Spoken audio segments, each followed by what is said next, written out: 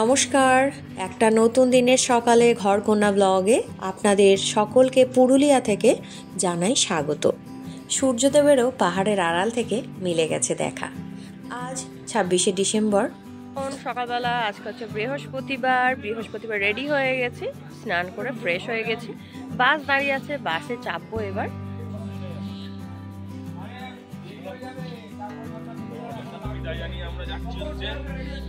শুশুনিয়া পাহাড়ের দিকে বাস এই যে দাঁড়িয়ে আছে।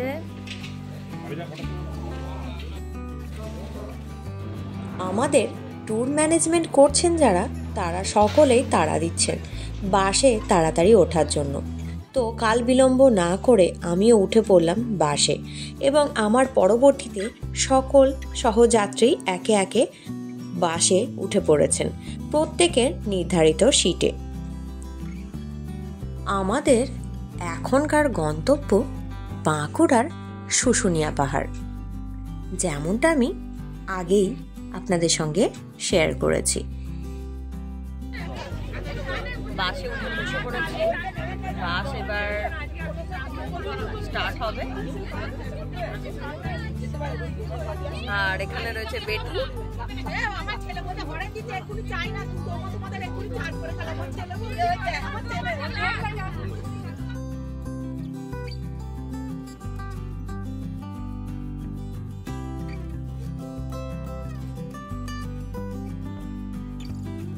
বাসে এখন সকলে উঠে পড়েছেন। বাসও ছেড়ে দিয়েছে বাঁকুড়ার শুশুনিয়ার উদ্দেশ্যে।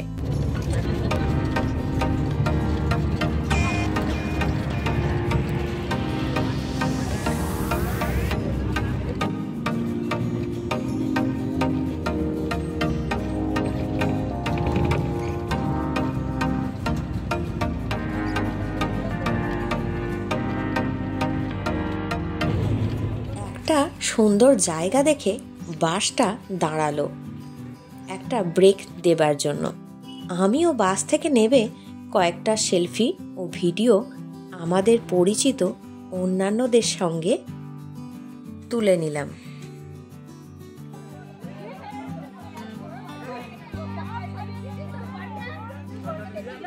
ঘড়িতে এখন বেজে গেছে 10:10। সকালে পুরুলিয়া থেকে বের হওয়ার সময় চা বিস্কুট খেয়েই বাসে উঠেছিলাম। সেই সকাল থেকে এখন পর্যন্ত অনেকটাই সময় অতিবাহিত হওয়ার দরুন ট্যুর ম্যানেজমেন্ট স্থির করলো সকালে জলখাবার মুড়ি আর ঘুগনিটা এখানেই দেবেন।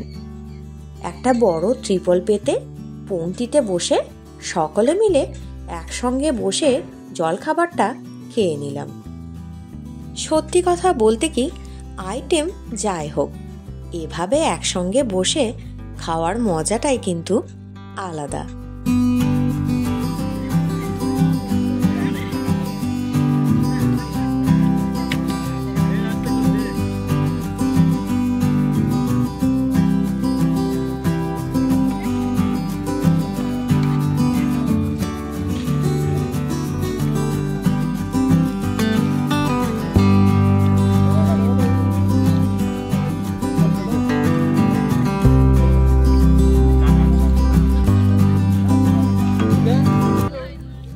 জলখাবার খাওয়া শেষে বাস আবার চলতে শুরু করে দিল।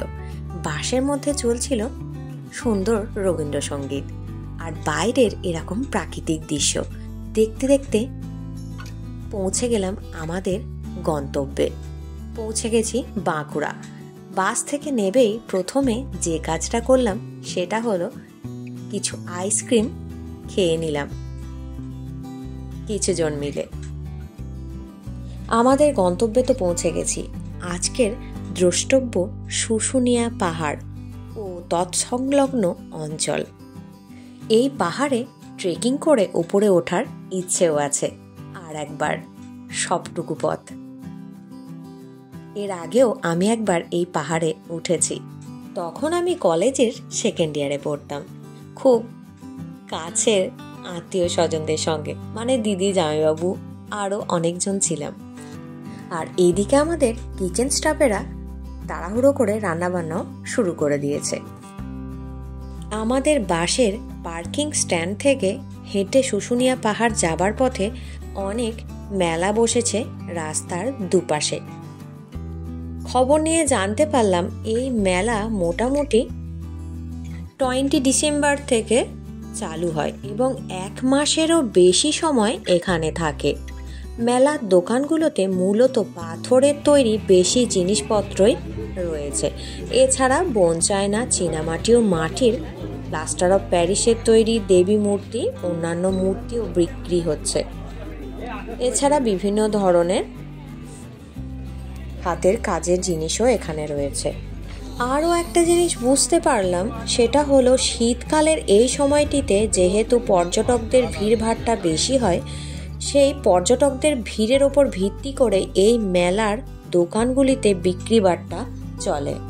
মেলার এই অংশের রাস্তার ডান দিকে কয়েকটি স্থায়ী দোকানও রয়েছে।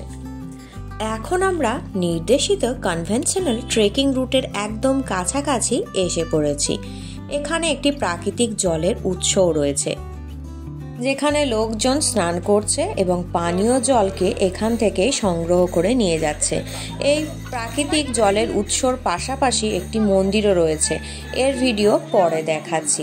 যাই হোক, প্রাকৃতিক জলের উৎস, যেটাকে স্থানীয়ভাবে ঝর্ণা বলা হয়, সেটার জাস্ট ডান দিক দিয়ে ট্রেকিং রুট ধরে ট্রেকিং শুরু করে দিয়েছি।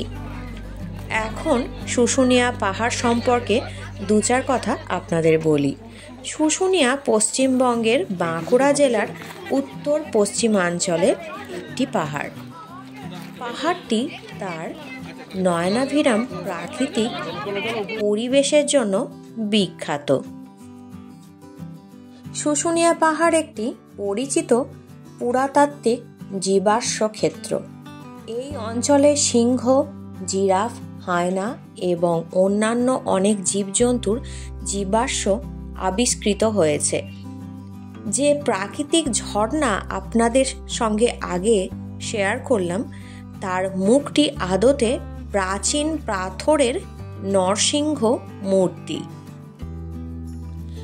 শুশুনিয়া ক্যাম্পিং ও পর্বতারোহণ, রক ক্লাইম্বিংয়ের একটি উল্লেখযোগ্য কেন্দ্র। এখন আবার ট্রেকিংয়ে ফিরে আসি। আমাদের এখনো পর্যন্ত উৎসাহ যথেষ্ট বিদ্যমান। সকলেই পুরো ট্রেকিং করার জন্য আগ্রহী। এখানে সকলে বলতে আমরা যে 10 জন একসঙ্গে ট্রেক করা শুরু করেছি তাদের কথাই বলছি। যদিও যারা ট্রেক করে ফিরে আসছেন, ফিরতি পথে তাদের অনেকেরই মুখ চোখের অবস্থা দেখে মনে হচ্ছিল তাদের বুঝি শরীরে এক বিন্দু শক্তিটুকুও বুঝি আর নেই।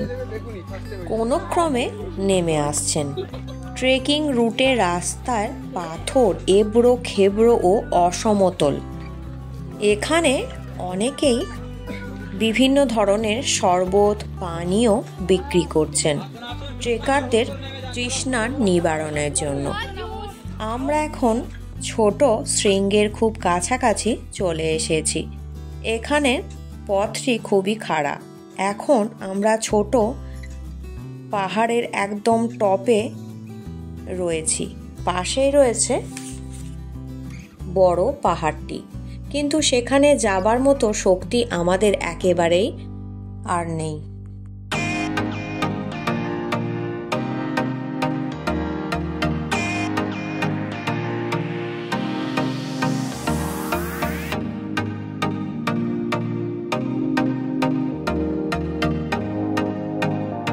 কি যাবি বল?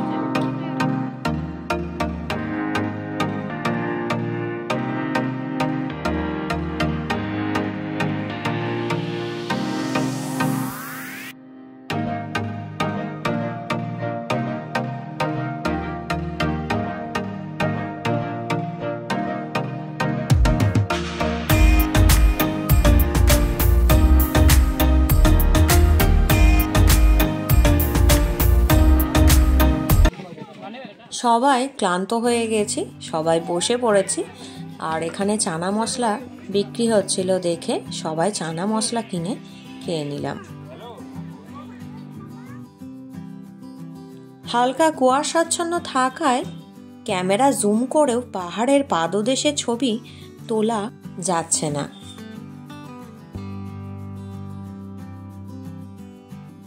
এখানে অনেক বিক্রেতারা তাঁবু খাটিয়ে তাদের জিনিসপত্র বিক্রি করছে, বেসিক্যালি খাবার জিনিস। আর চারিদিকের প্রাকৃতিক দৃশ্য আপনাদের সঙ্গে একটু তুলে ধরার চেষ্টা করছি। তো এখানে কিছুক্ষণ বসে রেস্ট নিয়ে তারপর আবার শুরু হলো। পাহাড় থেকে এবার নিচে নামবো আমরা। এখানে বেশ কয়েকটা সেলফি ও ফটো তুলে নিলাম।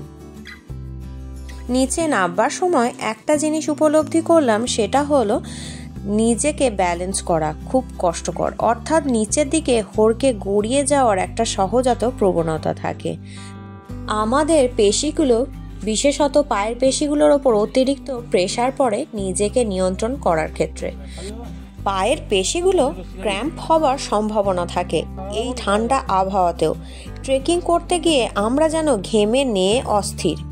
শরবতের একটা স্টল দেখে দাঁড়িয়ে পড়লাম। এখন আমরা সবাই লেবুর শরবত খাবার জন্য এই স্টলটাতে এসেছি।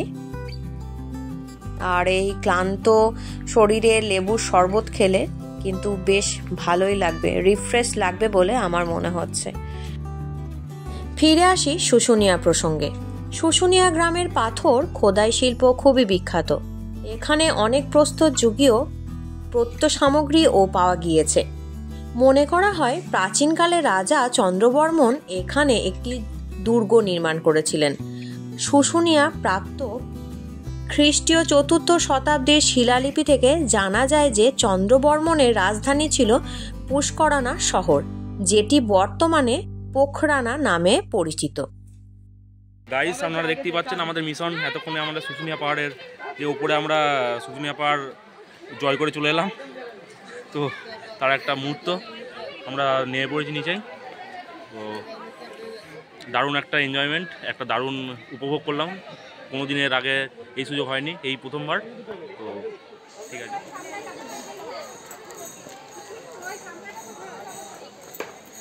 শুশুনিয়া পাহাড়ের ঠিক একদম পাশেই রয়েছে এই মন্দির।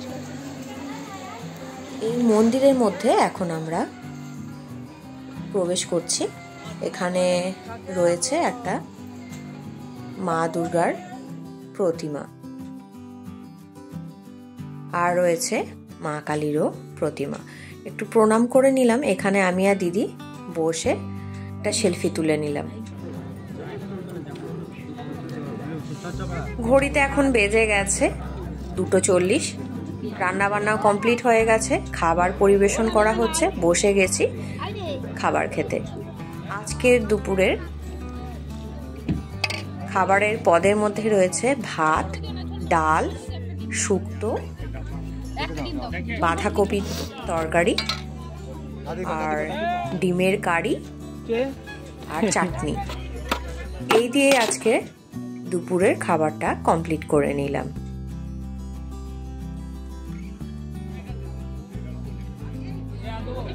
খেতে বসে দূরবীন দিয়ে দেখছি।